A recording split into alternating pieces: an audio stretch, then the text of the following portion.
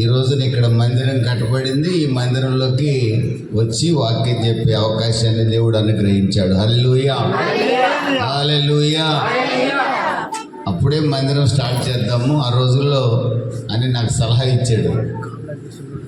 ఆ ప్లాన్ అంతా వేరుంది. దేవుడు ఈ విధంగా మిమ్మల్ని చూసే అవకాశాన్ని ప్రభు కల్పించాడు. చాలా సంతోషం.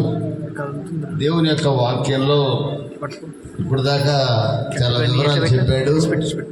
ఏ దయ్యం ఏం చేస్తుంది, ఏ దయ్యం ఏం చేస్తుంది, మొత్తం చాలా చక్కగా మీరు ఇంటికి వెళ్ళిన తర్వాత మళ్ళీ గుర్తుపెట్టుకోండిలే, కానీ మళ్ళీ వాటిని కలకపాకండి. ఎందుకంటే ఆ దయ్యాలు పనులు చేస్తాయి ఖచ్చితంగా. మీరు పలకవసరంలా, పలికేవాళ్ళు పలుకుతారు. ఆల్రెడీ వినేవాళ్ళు విన్నారు, వాళ్ళు గుర్తుపెట్టుకుంటారు.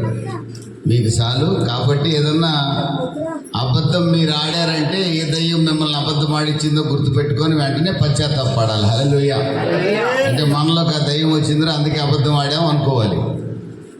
పొరపాటున భర్తని తిట్టారనుకోండి, మనలోకి ఈ దయ్యం వచ్చింది కాబట్టి మొగుడిని లెక్క చేయకుండా నేను కొట్టానని గుర్తుపెట్టుకోవాలి. వెంటనే ప్రభు నన్ను క్షమించమనాలి. ఓకేనా? మీ ఆయన తాగుతున్నాడు అనుకోండి, వాడిని ఆ దెయ్యం పట్టిందని గుర్తుపట్టండి. గుర్తుపట్టి ఏం చేయాలా? తాగి పండుకొని ఉన్నప్పుడు రాకల పండుగ కొట్టకూడదు. ఏం చేయాలా? ప్రార్థన చేయాలి. ఏం చేయాలా? ప్రార్థన చేయాలి. ప్రభువా, నా భర్తని ఈ దయ్యం పట్టినందువల్ల తాగుతున్నాడు కాబట్టి మార్చండి ప్రభువా అని ప్రార్థన చేయాలి. హల్లెలూయా. అంతేగాని అతన్ని ఏం అనకూడదు కూడా, తిట్టకూడదు. బూతులు తిడితే ఏమొస్తుంది? బయట నువ్వు ఇక్కడ చర్చికి వచ్చినావు, ఒకవేళ ఎవరైనా మీ ఆయనలో ఎవరైనా తాగి ఉన్నారు ఇంటికి పోయి, తాగినోడిని చూసి బూతులు తిట్టావు అనుకో, అప్పుడు చుట్టుపక్కల వాళ్ళు ఏమంటారు? అరే ఇప్పుడు దాకా చర్చికి పోయింది కదా అక్క, మంచి బట్టలు కట్టుకొని వెళ్ళి వచ్చింది, ఇంటికి వచ్చి బూతులు తిడుతుందేంటి అంటారు. ఎవరికి అవమానం? యేసునామానికి అవమానం కదా. మనం దేవుడికి అవమానం తెచ్చే వాళ్ళకు ఉండకూడదు. మరి ఇక్కడ ఏమి వినిపోయారు మీరు? యేసు ప్రభు మారుస్తాడు అని దేవుని వాక్యం చెప్తుంది. యేసు ప్రభు ఎంత ఘోర పాపినైనా మార్చగలడు. మీరు ఇక్కడ విన్నారా మాట? మీరు మారే ఈ మందిరంలోకి వచ్చారు. మీ భర్తను కూడా ఒక రోజున దేవుడు మారుస్తాడు. చప్పట్లు కొట్టి ప్రభు నామాన్ని కనపడుతుంది. హల్లెలూయా.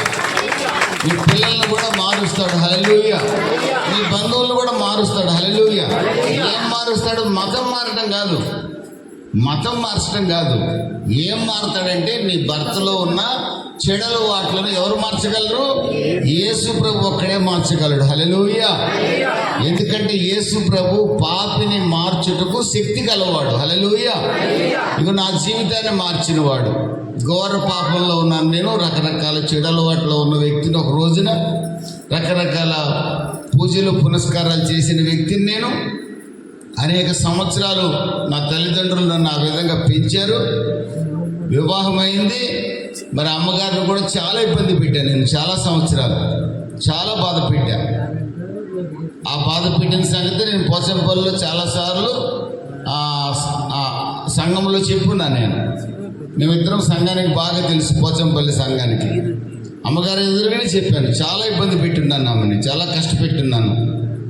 అలాంటి నా జీవితాన్ని ఒక రోజున నేనే పాపం చేసి చేసి చేసి చేసి ఏంట్రా నా బతుకెట్ అయిపోయింది, సంతోషం లేదు, సమాధానం లేదు, తాగినా తిరిగినా ఎన్ని చెడు కార్యాలు చేసి ఆ కాసేపు సంతోషం కలుగుతుంది, తర్వాత అంతా దుఃఖమే. నేను చేసే పనులకి ఒకసారి అమ్మగారు ఆత్మహత్య కూడా చేసుకోబోయింది. అంత భయంకరమైన పాపిని నేను.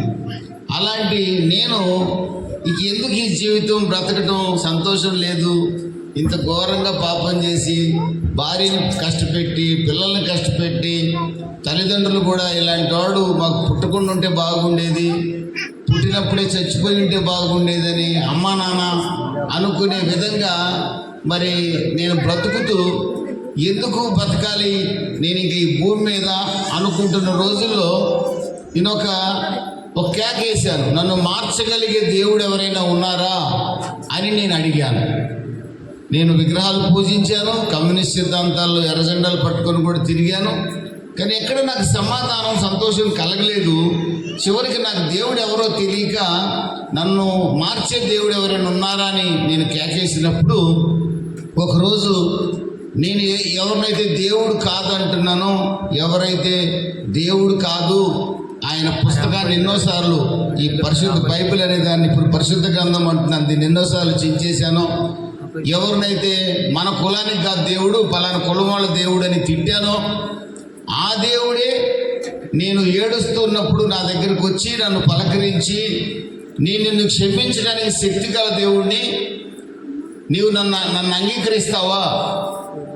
నేను పాపిని ఒప్పుకొని నువ్వు ప్రభువా నన్ను క్షమించమని అడిగితే, నీ కొరకు 2000 సంవత్సరాల క్రితం సిలువలో నేను రక్తాన్ని చిందించాను, నాది పరిశుద్ధ రక్తం, నేను నిజమైన దేవుణ్ణి, సజీవుడైన దేవుణ్ణి, కులదేవుణ్ణి కాదు, మత దేవుణ్ణి కాదు. చాలామంది నేను పలానా కులమాల దేవుడు అంటున్నారు, కానీ నేను సకల జాతుల్ని కాపాడటానికే వచ్చాను. ప్రతి మానవుడిని పాపం నుంచి విడిపించి స్వర్గానికి చేర్చడానికి నేను వచ్చాను. ఆ సంగతి మనుషులు గుర్తుపట్టక నన్ను పలానా కులమాల దేవుడు అంటున్నారు. నువ్వు కూడా ఇప్పుడు దాకా అలాగే మాట్లాడావు కదా.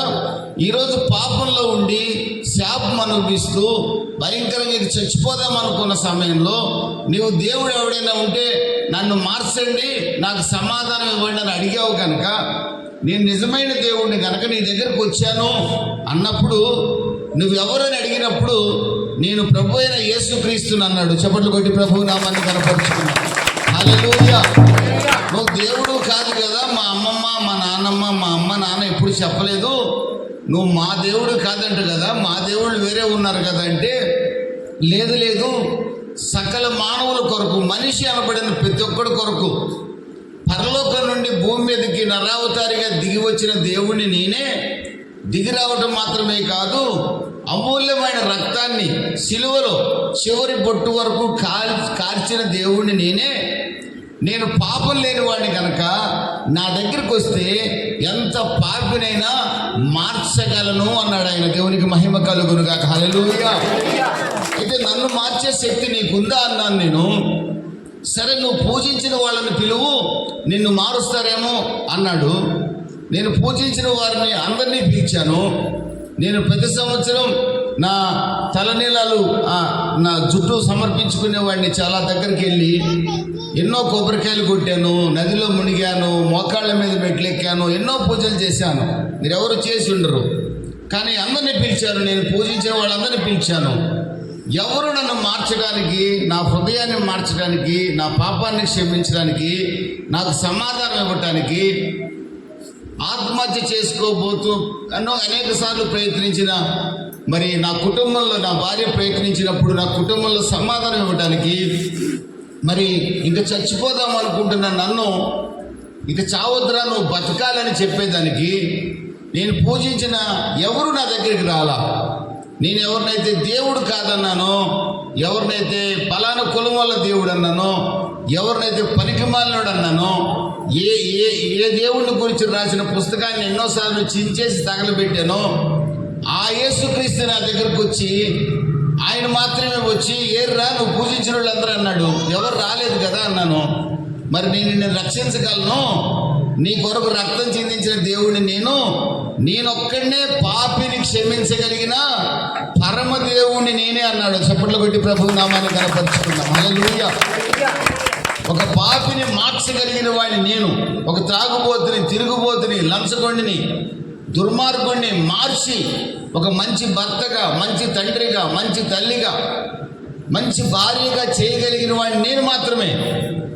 ఒక్కసారి నాకు నీ కుడి చేతిని ఇవ్వు, నేను నిన్ను పాపం నుంచి బయటికి తీస్తాను, నేను నిన్ను క్షమిస్తాను, నా రక్తంతో కడుగుతాను. అయితే ఒక్క పని నువ్వు చేయాలన్నాడు. ఏం చేయాలన్నా అన్నాను. ఏమన్నా అరటి పండ్లు ఇవ్వాలా, కొబ్బరికాయలు కొట్టాలని నీకు అన్నాను. ఏమొద్దు, నేను పాపిని ప్రభువా అను, నన్ను క్షమించు అను, నీవు నిజమైన దేవుడు అని నమ్ముచున్నాను అను. మూడే మాటలు. నేను పాపిని ఒప్పుకో, నన్ను క్షమించను, నేను నిజమైన దేవుడిని నన్ను ఒప్పుకో. మూడే సార్లు. నాకు నువ్వు డబ్బులొద్దు, నీ తల జుట్టు వద్దు, నీ అరటి పండ్లు వద్దు, నీ కొబ్బరికాయలు వద్దు. ఆయన నన్ను అడిగిన మాట మూడే నీవు పాపివియా, నేను పాపిని. నెంబర్ 1, నన్ను క్షమించు. నెంబర్ 2, ఎవరిని అడుగుతున్నావు క్షమించమని? నీవు దేవుడు అని నమ్ముతున్నాను, నన్ను క్షమించు. ఈ మూడు మాటలు. ఇంతేనా, ఇంకేం వద్దా అన్నాను. ఇంతే చాలు అని చూడు అన్నాడు ఆయన. వెంటనే నాకు అర్థమైంది, ఎవ్వరు సహాయం చేయడానికి రాలేదు. నా బ్రతుకు ఇక బ్రతకడం ఎందుకు, ఇంక చనిపోతే బాగుండు అనుకుంటున్నాను. అలాంటి సందర్భాల్లో అందరి చేత ఎందుకురా వీడు బతకడం అనిపించుకుంటున్నాను. అలాంటి సమయంలో ఒకసారి ఈయనకి చేయించి చూద్దాం, ఈయన రక్షిస్తారా అంటున్నాడు కదా, ఎవరు సహాయం చేయలేని సమయంలో వచ్చాడు కదా, నా కుడి చేతిని ఆయనకి ఇద్దాం, నేను పాపిని ప్రభువా అని చెప్దాం, నన్ను క్షమించమందాం, నీవు నిజమైన దేవుడు ఒప్పుకుందాం అని చెప్పి ఒక విధమైన నమ్మకంతో, ప్రభువా నేను పాపి, నన్ను క్షమించు, నీవు తప్ప మరొక దేవుడు లేడన్నాను. చప్పట్లు కొట్టి ప్రభు నామాన్ని కనపరుచుకున్నాను. హల్లెలూయా, హల్లెలూయా. ఆ మాట అనగాలోనే ఆయన తన కుడి చేతితో నా కుడి చేతిని పట్టుకొని నన్ను పైకి తీశాడు. కూరుకుపోయిన గుంటలో పడిపోయిన నన్ను పైకి తీశాడు. వాసన కంపు కొడుతున్న పాపపు కంపు కదండి నా దగ్గర. తాగుబోతుల దగ్గర కంపు రాకుండా ఏమొస్తుందండి? వ్యభిచారి దగ్గర కంపు రాకుండా ఏమొస్తుందండి? భార్య కాకుండా, భర్త కాకుండా ఇష్టానుసారంగా తిరిగేవాడి దగ్గర జీవితం అంతా పాడైపోద్ది కదండి. ఆ పాడైపోద్ది కదా. వాడు బతుకు ఎలా అయిపోతుందో తెలుసండి? ఒక బ్రెడ్ తీసుకొని మీరు బయట వేయండి, రేపు పొద్దున చూడండి బ్రెడ్ని, కుక్కలు తినవు. ఆ బ్రెడ్ని చీమలు మొత్తం తినేస్తే ఏం మిగులుతుంది? చివరికి అక్కడ చిన్న చిన్న ముక్కలు మిగులుతాయి. పాపం చేసేవాడు బతుకలు అయిపోద్ది ఒక రోజున. లంగ్స్ చెడిపోతాయి, ఊపిరితిత్తులు చెడిపోతాయి, లివర్ చెడిపోతుంది. ఏమండి, వ్యభిచారం చేసేవాడికి రకరకాల రోగాలు వచ్చి, కుదరని జబ్బులు వచ్చి, మనసాన్ని బట్టి నశించిపోయిన వాళ్ళు ఎంతోమంది నా కళ్ళతో నేను చూశా. రక్షించబడక ముందు చూశా, రక్షింపబడిన తర్వాత కూడా చూశా.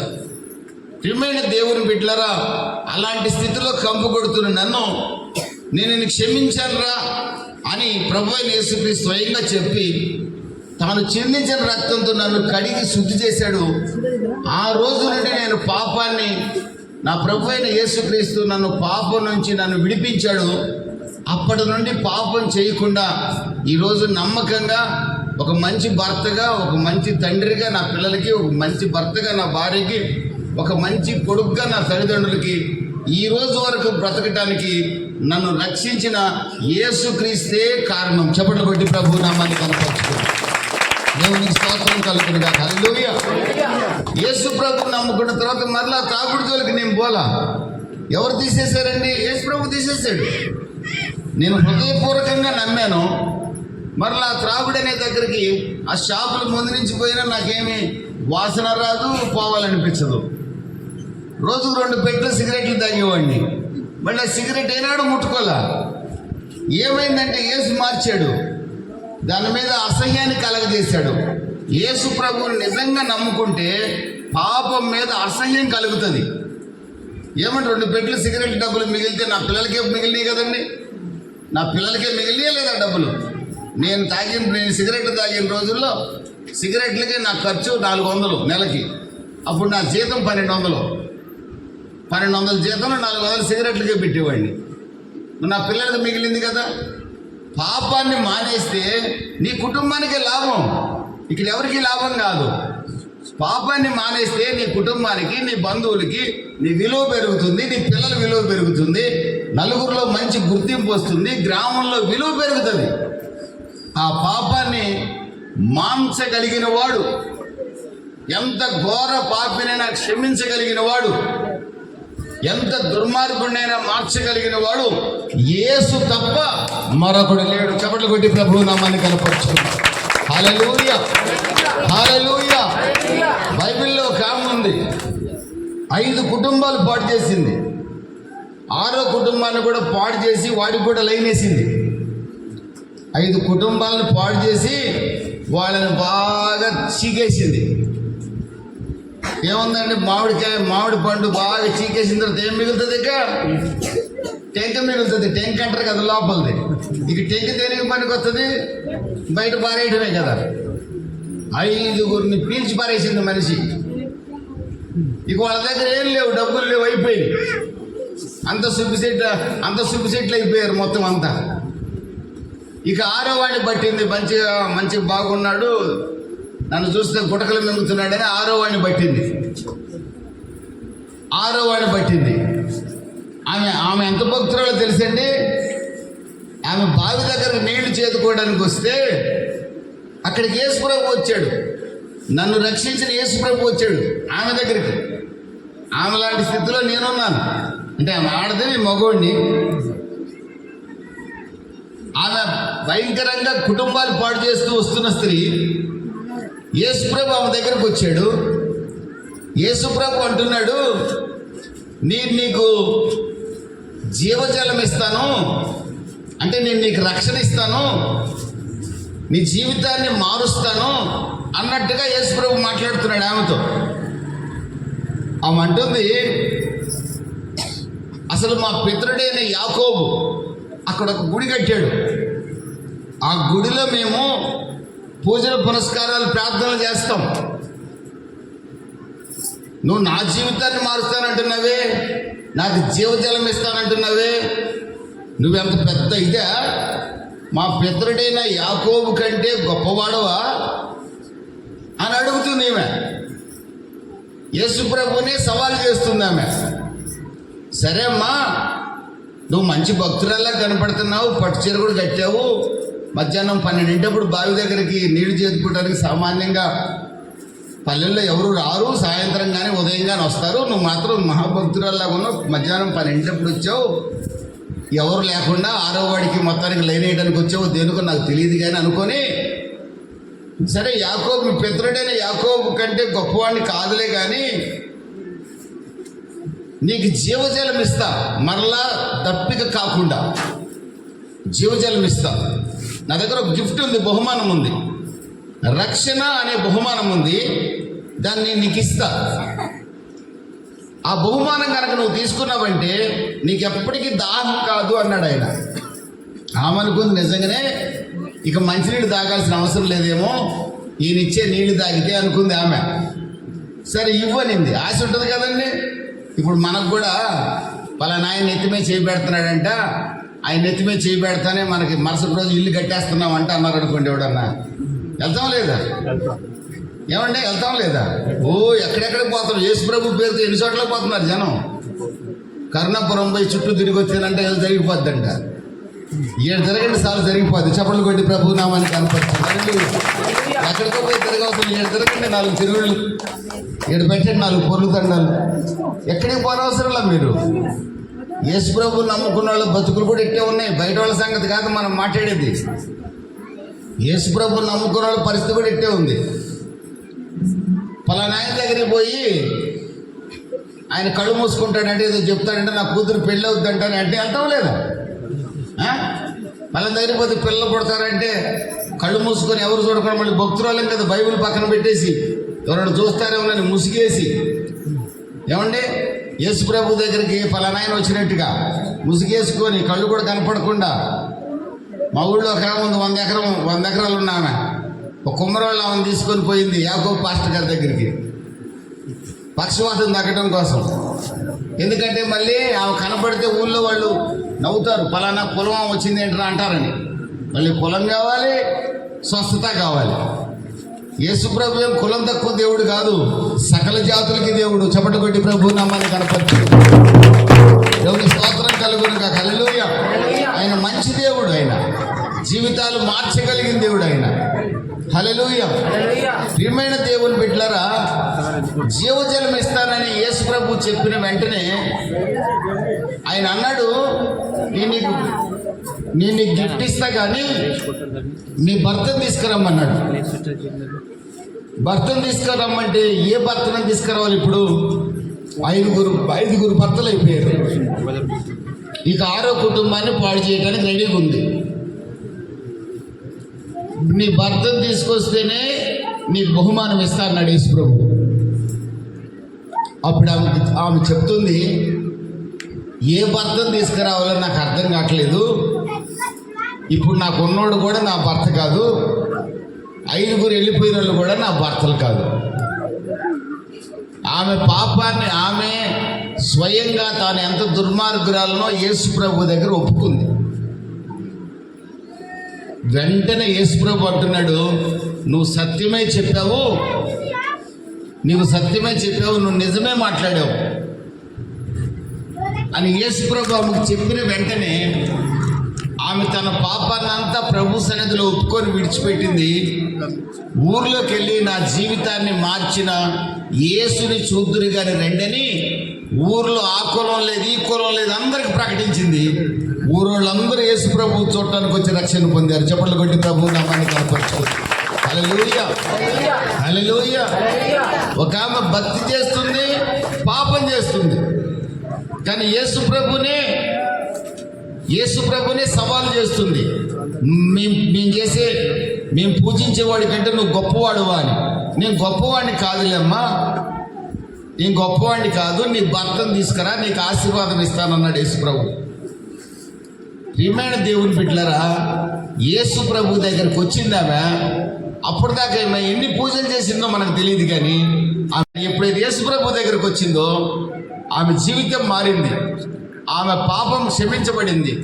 ఇక మీదట ఆమె పాపం చేయడం మానేసింది. ఊర్లోకి వెళ్తే ఆమెని గౌరవంతో ఆమె చెప్పిన మాట నమ్మి ఊరందరూ యేసు ప్రభు దగ్గరికి వచ్చారు. దేవునికి స్తోత్రం కలుగును కాక. యేసు ప్రభు ఒక పాపిని ఆయనకి సాక్షిగా మార్చగలడు. యేసు ప్రభు అందుకే వచ్చాడు. బైబిల్లో 1 యోహాను పత్రిక 3వ అధ్యాయంలో రాయబడిన మాట, 3వ అధ్యాయము 8వ వాక్యంలో, అపవాది యొక్క క్రియలను లయపరచుట కొరకే మనిషి కుమారుడు లోకమునకు వచ్చెను.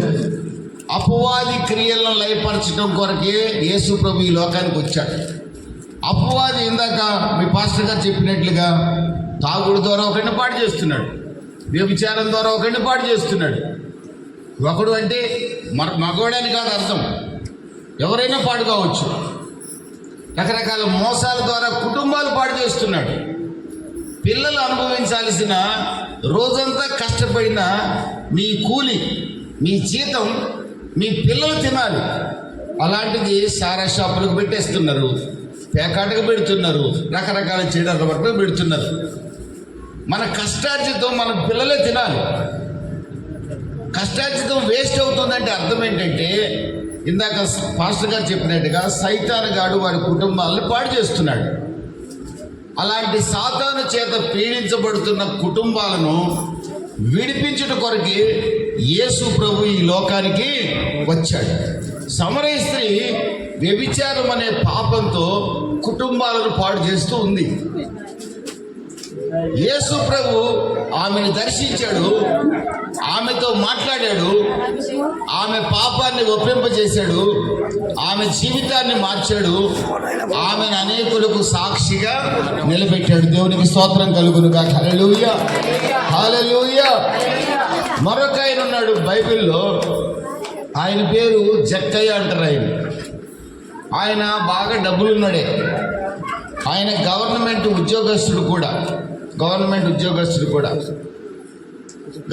10 రూపాయలు వసూలు చేయమంటే మీ దగ్గర అతను 20 రూపాయలు వసూలు చేస్తాడు. లంచగొండి. ఎంత లంచగొండి అంటే, ట్యాక్స్ కట్టకపోతే వెంటనే ఏదో ఒక రకంగా మీ ఇంటికి వచ్చో, లేదా మీ యొక్క చేతికున్న గాజులో లేకపోతే చెవులుకున్న కమ్మలో ఇమీడియట్గా లాగేసుకునే స్వభావం. అంత దుర్మార్గుడు. ఒక అతను ట్యాక్స్ కట్టాల్సి వచ్చి జక్కయ్య గారి ఇంటి ముందు నుంచి వెళ్తున్నాడట.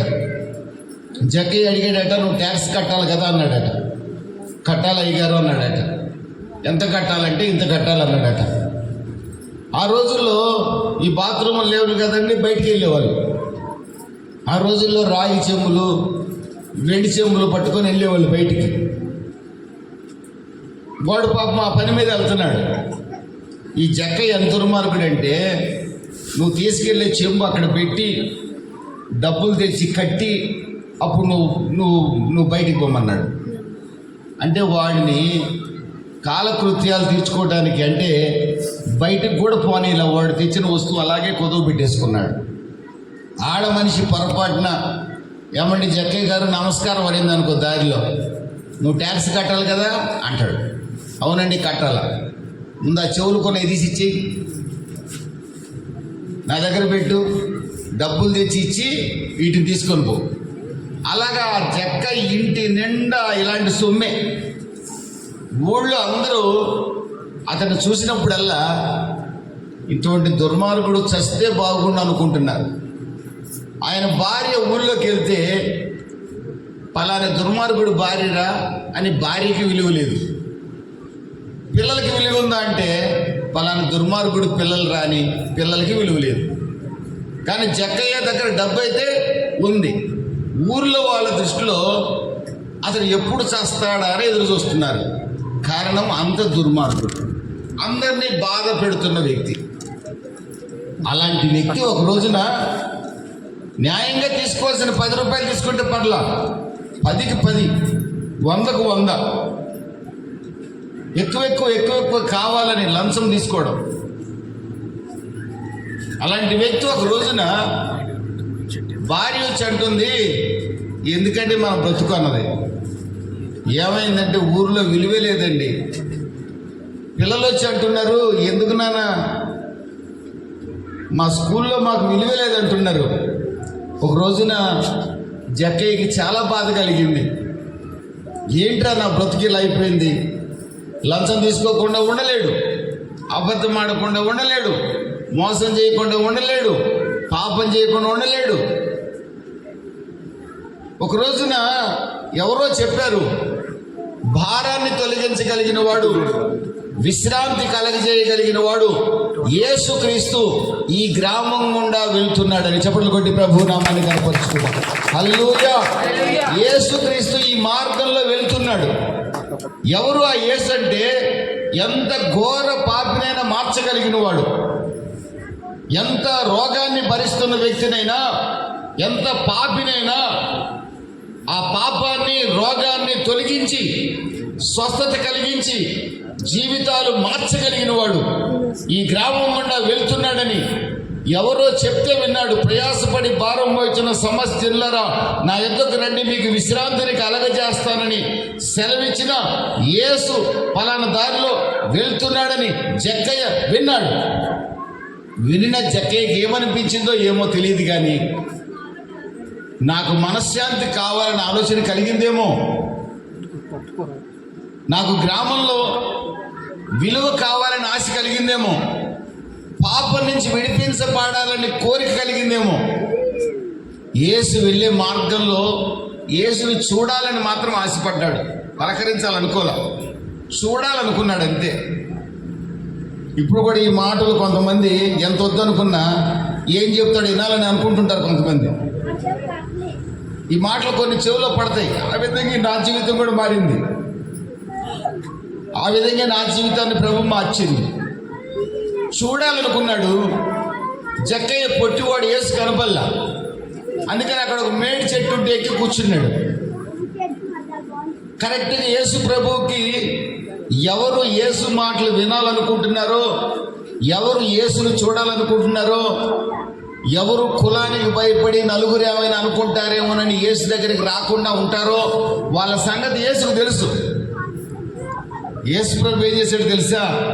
జక్కయ్య చెట్టెక్కి నన్ను చూస్తున్నాడని యేసు ప్రభుకి అర్థమైంది. ఆయన సృష్టికర్త కనుక చెట్టు కింద నిలిచాడు యేసు. చెట్టుపైకి చూశాడు. జక్కయ్య దిగిరమ్మన్నాడు. యేసు చెప్పిన వెంటనే జక్కయ్య త్వరగా చెట్టు దిగి వచ్చాడు. చప్పట్లు కొట్టి ప్రభు నామాన్ని కనపరుచుకున్నాడు. హల్లెలూయా. జక్కయ్య భుజం మీద యేసు చెయ్యి వేశాడు. యేసు జక్కయ్యతో నడుస్తున్నారు. కరెక్ట్గా జక్కయ్య ఇంటి ముందుకు వచ్చి యేసు ఆగాడు. జక్కయ్య పొరపాటును కూడా నా ఇంట్లోకి రమ్మన్లా. ఎందుకంటే జక్కయ్య ఇంట్లో అంతా పాపమే ఉంది. జక్కయ్య ఇంటి నిండా మోసమే ఉంది. జక్కయ్య ఇంటి నిండా అపవిత్రతే ఉంది. జక్కయ్య లోపల రమ్మని పిలవలా. కానీ యేసు ఎంత పాపినైనా ప్రేమించే దేవుడు. హల్లెలూయా. యేసు ప్రేమామయుడు. హల్లెలూయా. యేసు ప్రేమామయుడు. హల్లెలూయా.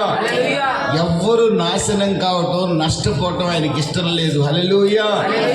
ఎవ్వరు నరకానికి పోవటం, యమలోకానికి పోవటం యేసు ప్రభుకి ఇష్టం లేదు. పాపం చేసేవాడు యమలోకానికి వెళ్తాడు, పాపం చేసేవాడు నరకానికి వెళ్తాడు. పాపాన్ని విడిచిపెట్టిన వాడే పరలోకానికి వెళ్తాడు. పాపం చేసి నరకానికి మనిషి వెళ్ళటం యేసు ప్రభుకి ఇష్టం లేదు. ఎందుకో తెలుసా? మనిషిని సృష్టించిన వాడే యేసు. దేవునికి స్తోత్రం కలుగును గాక. మనిషిని సృష్టించిన వాడు యేసు. మీరు కాదన్నా అవునన్నా, నిన్ను నన్ను సృష్టించిన వాడు యేసు. ఈ 4 గోడల మధ్య ఉన్నవాళ్ళని కాదు, సకల జాతుల్ని, మనిషి అనబడే ప్రతి ఒక్కరిని సృష్టించిన వాడు యేసు. ఈ భూమి మీద చెట్లు, జంతువులు, సమస్త సృష్టికర్త యేసు. ఆయన తప్ప సృష్టికర్త మరొకటి లేడు. సృష్టికర్తే కాబట్టే, నా తండ్రి కాబట్టే నా కొరకు బలియాగం అయ్యాడు. చప్పట్లు కొట్టి ప్రభు నామాన్ని కనపరుచుకున్నాడు. నన్ను రక్షించడానికి, నన్ను నరకానికి పోకుండా కాపాడటం కోసం. నేను నరకానికి వెళ్ళి దాహం దాహమని కేకలు వేయకుండా, నేను పరలోకానికి వెళ్ళాలనే ఆలోచనతోనే పాపినైన నా కొరకు యేసు కొన్ని వేల సంవత్సరాల క్రితం భూమి మీదకి దిగి వచ్చి 33.5 సంవత్సరాలు భూమి మీద సంచరించి శిలువలో అమూల్యమైన రక్తాన్ని చిందించి మరణించి పాతి పెట్టబడి పునరుద్ధరణై తిరిగి లేచాడు. దేవునికి స్తోత్రం కలుగును గాక. హల్లెలూయా. నా కొరకు ఆయన రక్తం చిందించేటప్పుడు నేను ఎవరిని? ఘోర పాపిని. యేసు మా కులదేవుడు కాదని యేసుని నమ్ముకున్న వాడిని, దూషించిన వాడిని, అవమానించిన వాడిని. కానీ నా కొరకే ఆయన రక్తం చిందించాడు. నేను తెలుసుకునేటప్పటికి చాలా లేట్ అయింది. మీరు తెలుసుకునేటప్పటికి లేట్ అయింది. మిగిలిన వాళ్ళు తెలుసుకునేటప్పటికి ఇంకా లేట్ అవుతుంది. తెలుసుకుంటారు. ప్రార్థించడం మన బాధ్యత. దేవునికి స్తోత్రం కలుగును గాక. హల్లెలూయా. ప్రార్థించడం మన బాధ్యత. హల్లెలూయా. జక్కయ్య ఇంటి ముందు యేసు ఆగల. జక్కయ్య, నేడు నేను నీ ఇంట్లోకి వస్తా. నేను నా ఇల్లు యోగ్యమైనది కాదయ్యా. నా ఇంటి నిండా మందు సీసాలు, నా ఇంటి నిండా లంచగొండి డబ్బు, నాకు కులహంకారం ఎక్కువ, నేను పలానా కులం వాడినని నాకు ఫీలింగు.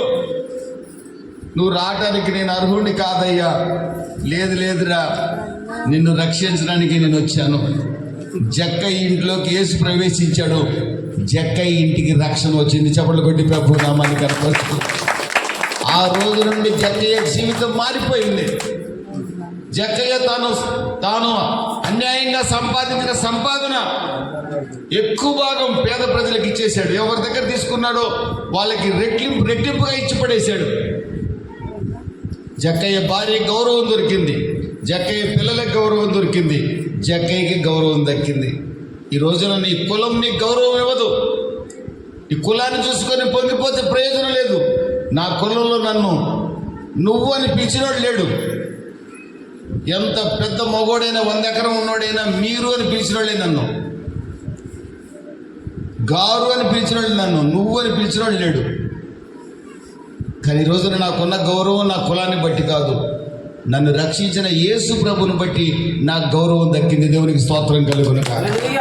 ఈనాడు ఎవరితో అరే అనిపించుకోవాలా నేను? కారణం సమాజ పరంగా ఒక విలువైన స్థితిలో జన్మించాను. కానీ అది నాకు విలువ ఇవ్వల, అది నాకు స్వర్గాన్ని ఇవ్వలు. నేను ద్వేషించిన యేసు నా దగ్గరకు వచ్చి నా జీవితాన్ని మార్చి ఈరోజు ఎప్పుడు నేను ఈ భూమిలో వదిలినా ఖచ్చితంగా నేను పరలోక రాజ్యం అనండి, స్వర్గం అనండి, కైలాసం అనండి, ఆ చోటికి నేను చేరుకుంటాను. దానికి నాయకుడు నేను ప్రకటిస్తున్నా యేసుక్రీస్తు. దేవునికి స్తోత్రం కలుగునుగా. హల్లెలూయా. నా ప్రియమైన దేవుని బిడ్డలారా, యేసు జక్కయ్య జీవితాన్ని మార్చాడు. యేసు సమరయ స్త్రీ జీవితాన్ని మార్చాడు. ఒక పాపాత్మురాలండి. ఆ ఊళ్ళో వాళ్ళు పేరు అడిగితే ఈమె పేరు ఏంటారు అంటే మర్చిపోయి ఉంటున్నారు. మరి ఏం పిలుస్తున్నారు రామని అంటే పాపాత్మురాలు, పాపాత్మురాలు, పాపాత్మురాలు, ఏ పాపాత్మురాలు అని పిలుస్తున్నారు ఊళ్ళో వాళ్ళందరూ. అంత ఘోర పాపి. అంత ఘోర పాపి. వంకాయలు అమ్ముకుంటూ తిరిగింది అనుకోండి ఒక ఆమె, వంకాయలు అమ్మ అంటాం కదా మనం, ఓ పండ్ల అబ్బాయి అని పిలుస్తాం కదా పండ్లు అమ్ముకునే వాళ్ళని. ఆమె పాపం చేసుకుంటూ తిరిగేది కాబట్టి పాపం చేసామా అని పిలిచేవాళ్ళు ఊళ్ళో వాళ్ళందరూ. ఆమెకి ఏదో రోజా రాణియో మక్కా రాణియో ఏదో పేరుంటుంది ఆమె పాపం. ఆమె చేసిన దుర్మార్గాలకి ఆ పేరే మరిచిపోయేది ఊళ్ళో జనం. ఆమెకు ఒక రోజున పాపం పైన విరక్తి కలిగింది. పాపం ఏం చేస్తుంది తెలుసండి? సమాధానం లేకుండా చేస్తుందండి.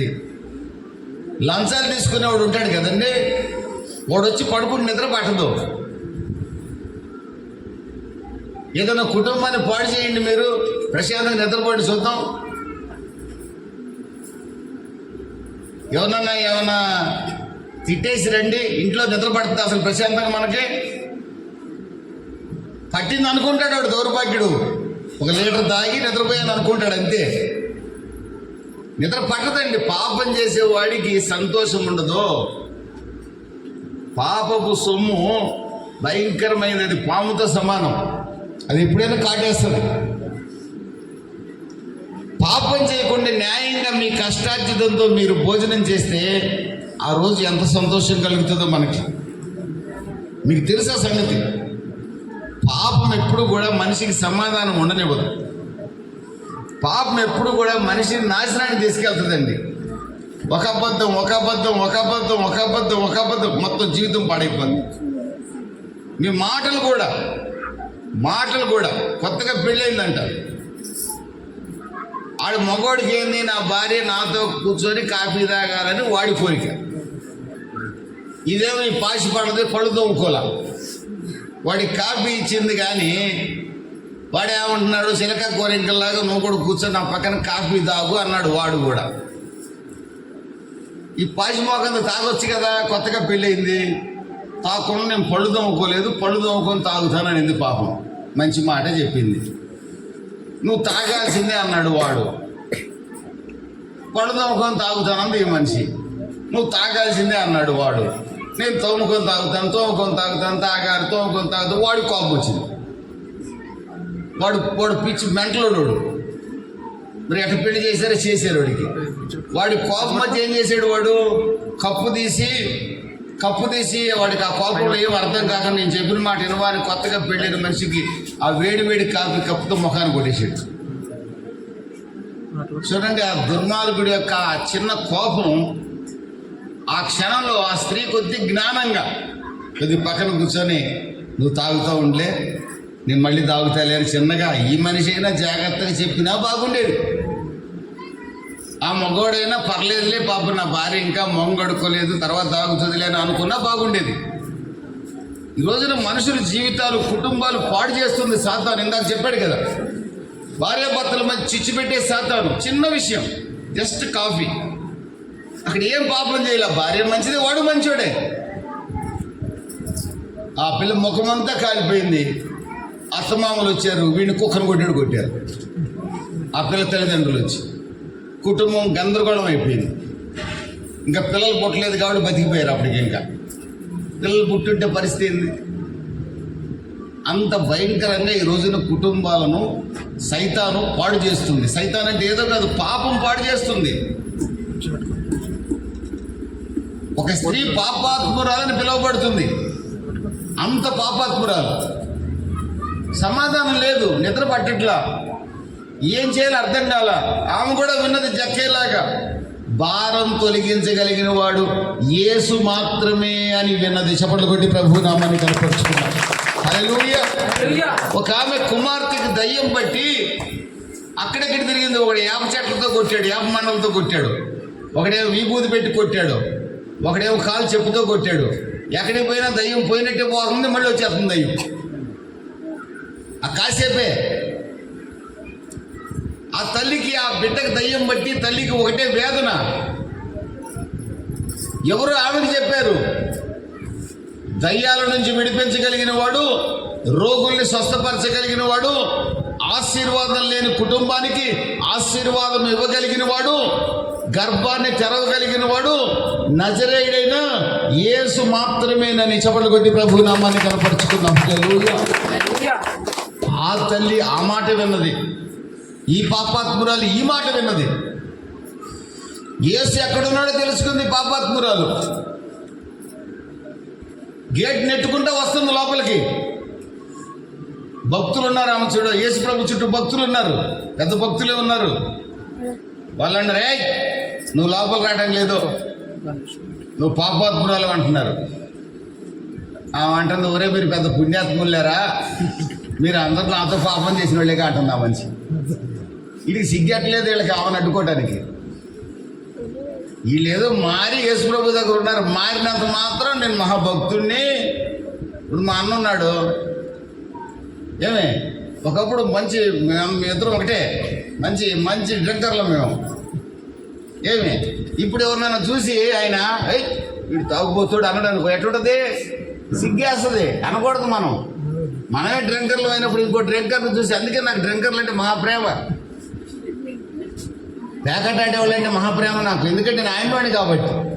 అందుకని ఎవరిని కోపంగా తిట్టను. నా ఆశ ఏంటంటే పేకాటాడేవాడు మారాలి, ఏమంటే తాగుబోతు మారాలి. ఆ తాగుబోతును ఖర్చు పెట్టి ఆ ఖర్చు నీ పిల్లలు తినాలి. చెప్పలు కొట్టి ప్రభు నామాన్ని కనపడుతుంది. అది నా ఆశ. మీ భార్యతోనే మీరు కాపురం చేయాలి, అది నా ఆశ. దాన్ని ఎవరు చేయగలరంటే యేసు ప్రభువే చేయగలడు. యేసు ప్రభు దగ్గరికి వస్తే కులం మారదు, మతం మారదు, ఏం మారదు. నీ పేరు కూడా మారవసరంలా, పేరు కూడా మార్చుకోని అవసరంలా. నీ పేరు ఏదైనా అదే ఉంచుకో, తోక కూడా ఉంచుకో. యేసు ప్రభు దగ్గరకు వస్తే జీవితం మారుతుంది. యేసు ప్రభు పలానా కులదేవుడు అనేది అబద్ధం. యేసు ప్రభు సకల జాతుల దేవుడు, జీవితాన్ని మార్చగలిగిన వాడు, పరలోకాన్ని ఇవ్వగలిగిన వాడు. దేవునికి స్తోత్రం కలుగును గాక. నీ పిల్లల్ని ఆశీర్వదించగలిగిన వాడు, నీ కుటుంబాన్ని ఆశీర్వదించగలిగిన వాడు. అంటే వెంటనే ఆకాశంలో నుంచి 1000 రూపాయల నోట్ల కట్టలు దింపుతాడా అండి? దింపడు. నీకు ఎప్పుడు ఏది అవసరమో అది ఇస్తాడు. దేవునికి స్తోత్రం, హల్లెలూయా. ఇంకెవరైనా దింపుతున్నారు నీకు? ఎవరైనా ఆకాశం నుంచి బంగారు దండలు దింపుతున్నారు? ఎవరు దింపుతున్నారు? ఎవడు దింపడు. నీ కష్టమే నీకు కలిసి వస్తుంది. అంతే, నువ్వు కష్టపడితేనే నీకు డబ్బు వస్తుంది. నీ కష్టార్జితం వ్యర్థం కాకుండా చేస్తాడు యేసు. దేవునికి స్తోత్రం కలుగును గాక. ఒకప్పుడు అన్న కష్టార్జితం, నా కష్టార్జితం వ్యర్థమయ్యేది, మందు షాపులకు పోయేది. ఇప్పుడు మా కష్టార్జితం ఎవరు తింటున్నారు? మా పిల్లలు తింటున్నారు. దేవునికి స్తోత్రం, హల్లెలూయా. ₹1 మిగిలిందా లేదా? మిగిలింది. ఇది యేసు ప్రభు చేసే కార్యం. వీళ్ళు అంటున్నారే ఓ పాపాత్మురాలు అంటున్నారు. ఓరు మీ సంగతి నాకు తెలియదు అన్నది. ఆ నోట్లో నోరెందుకు పెట్టాలి? నేరుగా యేసు ప్రభు ఎక్కడున్నాడు అక్కడికి వచ్చేసింది. ఆమెను ఆపగలిగేవాడు ఎవడు? పాపాత్మురాలను ఆపగలిగేవాడు ఉంటాడా? ఎవరు నోట్లో నోరు పెట్టవచ్చు కానీ రే, ఆ మనిషి నోట్లో నోరు పెట్టవద్దురా అంటారు చూడండి. తెలుసా మీకు? ఆ మనిషి దగ్గరికి వెళ్ళామంటే ఇక పంచాయతీ బోర్డు పంపారని ఆయన, ఇక తిప్పితే నీళ్ళు ఎట్ట వస్తాయి, అట్ట నోట్లో నుంచి మంచి పదాలు వస్తాయి, మంచి పదాలు వస్తాయి. ఎక్కిందనుకోండి ఏం మాట్లాడతాం మనకే తెలియదు కదా. ఏమండి? దేవుని స్తోత్రం కలుగును కాక, హల్లెలూయా. ఆమె వచ్చి ఎక్కడికి వచ్చి నేరుగా యేసు ప్రభు పాదాల మీద పడి కన్నీళ్లతో పాదాలు కడిగి తల వెంట్రుకలతో పాదాలు తుడిచి ఏడుస్తూనే ఉందండి. యేసు ప్రభుని భోజనానికి పిలిచినాడు, కాళ్ళు కడుక్కోవడానికి నీళ్లు కూడా ఇలా. ఇప్పుడు లేదు కానీ దరిద్రం అంతా. మా రోజుల్లో ఎవరన్నా మా ఇంటికి వస్తే లోపలికి రావాలంటే కాళ్ళు కడుక్కొని లోపలికి రావాలి, లేకపోతే అడుగు పెట్టాలి. ఇలా వాడు ఎక్కడెక్కడ తిరిగి వచ్చి ఉంటాడు. చెప్పులు ఇప్పాలి, వరండాలోనే తొట్టి ఉంటుంది, అక్కడ చెంపు ఉంటుంది, అందులో నీళ్లు ముంచుకోవాలి, కాళ్ళు శుభ్రంగా కడుక్కోవాలి, ముఖం కడుక్కోవాలి, చెప్పులు బయట ఇప్పాలి, అప్పుడు ఇంట్లోకి వచ్చి మంచం మీద కూర్చోవాలి. ఇప్పుడు బూట్లతోనే ఇంట్లోకి వెళ్ళిపోతున్నారు. ఇప్పుడు అందుకే ఇంటి నిండా చెత్తే ఉంటుంది. ఇప్పుడు అది పద్ధతి.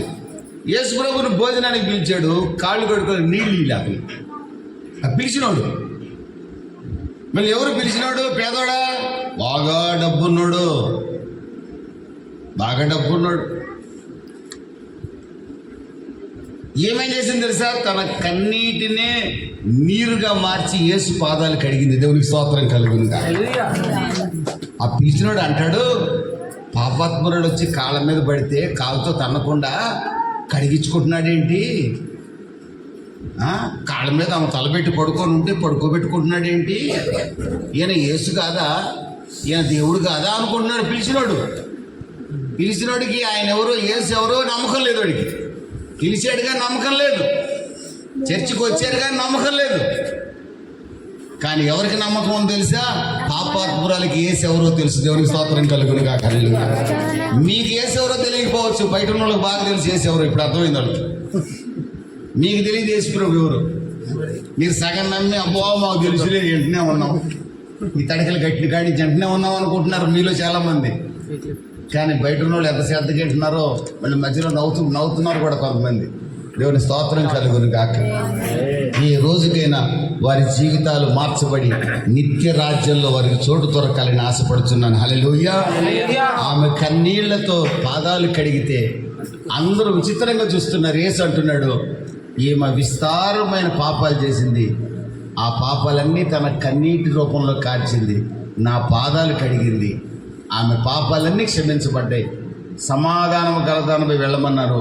సంతోషంగా యేసు ప్రభువుని ప్రకటించుకుంటూ వెళ్ళింది. హల్లెలూయా. యేసు దగ్గరికి వస్తే ఎంత ఘోర పాపైనా మారుతాడు. కుమార్తెకు స్వస్థత లేక వచ్చిన స్త్రీ యేసు పాదాల మీద పడింది. యేసు ఆమె కుమార్తెలో ఉన్న దయ్యాన్ని వెళ్ళగొట్టాడు. ఆ రోజు నుండి మరలా దయ్యం తిరిగి రాలేదు. ఆ తల్లి యేసు ప్రభువుని వెంబడిస్తూనే ఉంది. దేవునికి స్తోత్రం కలుగును గాక. హల్లెలూయా.